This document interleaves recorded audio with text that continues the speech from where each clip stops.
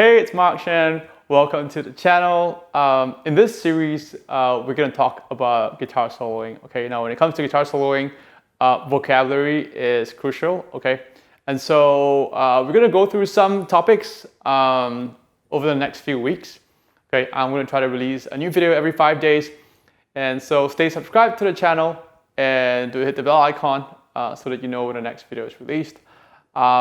We're going to talk about some really key topics, okay, over the next few weeks on guitar soloing. And today we're going to be talking about bends. And so the goal is to give you some really great and helpful tips that you can use to improve your vocabulary when you're guitar soloing, okay? So we're going to talk about bends. And in the next video, we're going to talk about pentatonic patterns, okay? We're going to talk about diatonic runs, note stacking, and scaling your fretboard. And so if you don't understand what any of these things mean, don't worry. I promise I'll explain everything, and I hope that these topics are going to help you. And so let's talk about bending. Okay, so when it comes to bending, at the most basic level, okay, I am using the notes of the pentatonic scale and the diatonic scale. Okay, and so I'm going to explain this. Okay, for example, let's say we're in an A minor pentatonic. Okay, so we have those notes, okay, and so we're going.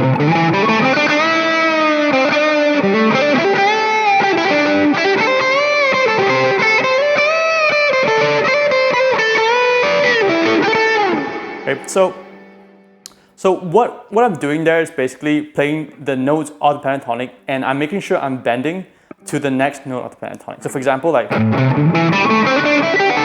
pentatonic number 1. Okay, so make sure that you know your scales. If you don't know your scales, please do check out my online school. Okay, I'm giving away a free 14-day free trial. Go in there and learn as much as you can. Okay, sign up for it and learn as much as you can. Okay, you get 14 days to take my school on a test drive and learn as much as you can. Okay, and if you have any issues with your foundational stuff in guitar, that's kind of like what I address in my online school, making sure my students know that make sure they know their fretboard, making sure they know all their scales, the diatonic, pentatonic, blues, etc. Okay, as well as a lot of techniques that I'm teaching here. So do check out the 14-day free trial, my online school. Link is in the description. So if you look at a pentatonic scale, okay, so you will see that there are notes that are 2 semitones apart, which is like this. Okay, and then you also have the ones which are 3 semitones apart, like this. Right? So, okay, so the ones that are further away, you just gotta be careful, okay? Because those are going to be a lot harder to bend, and sometimes it can be not worth it. So we're going to start with just the pentatonic scale, the basic position number 1. So we're going to bend, which is this note here, okay, which is just 2 semitones away, and then we're going to go to the next one. Okay, so we're going to start there. Okay, just do that as an exercise, and make sure that you're reaching your tone. Okay, so let's say you're trying to bend to that note. Make sure it's clear.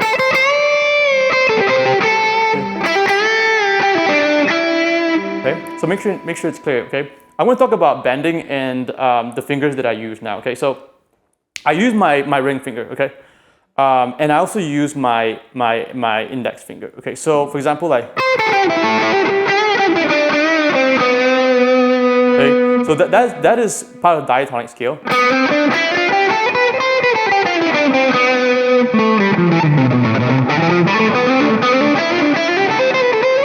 Okay, so if you don't know this scale, please do once again, click the link below and just use my 14-day free trial and learn your scales. Okay. Okay, so diatonic scale. So that note, for example, you have a semitone, which is this note. Okay.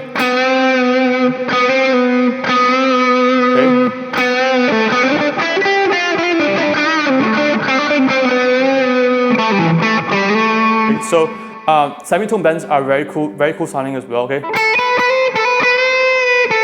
For example, playing that diatonic note. And instead of playing that, I can go. Okay.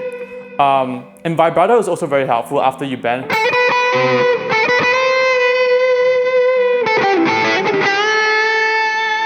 Okay. There are two kinds of vibrato that you can use. One is just basic vibrato on a note. Okay. And the other one is bending vibrato. So you bend and you go to the note, and then you vibrato. It's a lot harder, okay? So make sure you're on pitch before you begin trying to do your vibrato, okay?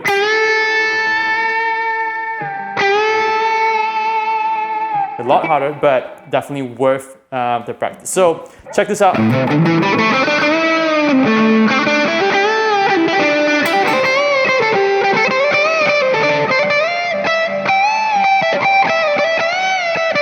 For example, like this position, this from position number 3, okay, to number 4, you have a huge jump here, which is 3 semitones. So I will stay away from that. Okay, because number 1, your E string is a lot has more tension than your B string. Okay, if I was to do something like that, okay, I would go for more like here, which is this from pentatonic position number 2. Okay, so you have this 3 semitone space here. Okay, and that's what I would use. Okay, so always when you bend, kind of feel it out. Don't just bend thinking that, you know, you're gonna. A lot of times, if there's too much tension, I've broken many strings bending my strings. So you know, if the tension is too much, then, you know, reconsider if it's worth bending or not. Okay, and also you can also drop your gauge down to 9s. For me, I love playing 10, so I'm not there yet, dropping my string gauge to 9. Okay, so it is quite a lot of tension on my strings. And this is a 25-inch scale, so it'll be harder on Strat, easier on Les Paul because of scale length. Okay, but the rules are the same. Okay, make sure you fill it out. Okay, fill it out before you.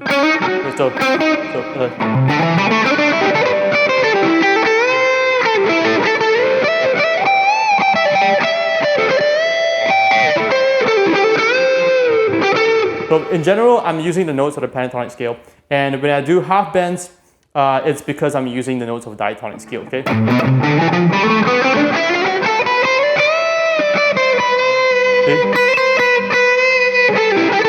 Okay.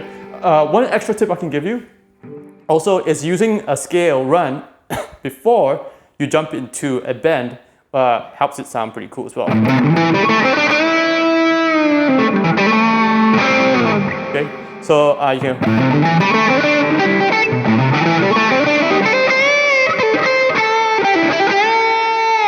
Or diatonic run.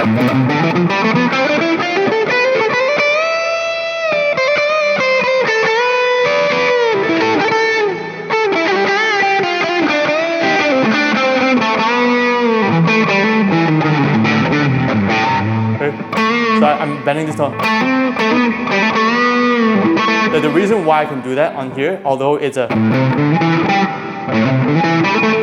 next pentatonic scale is here, because the diatonic note is here.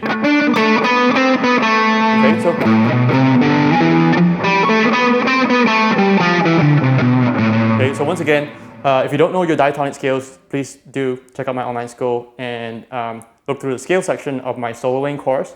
Okay, 14-day free trial, you can just go in there and learn it. Okay, so yeah, so make sure you know your diatonic notes, okay, so that you're familiar with where you can bend. For example, like here.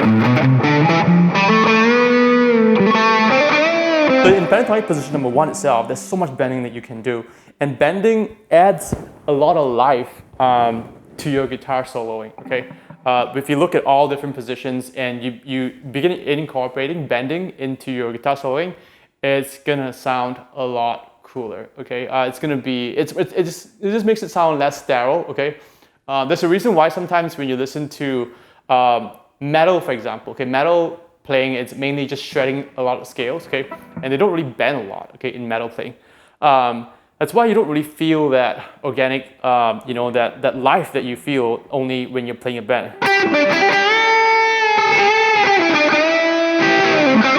Okay, because it is close to, it's similar to singing. When you're singing, it's like, you know, there's this bending that's going on, okay, off the note. Okay, so I really hope that this video has helped you. I really hope you enjoyed this video.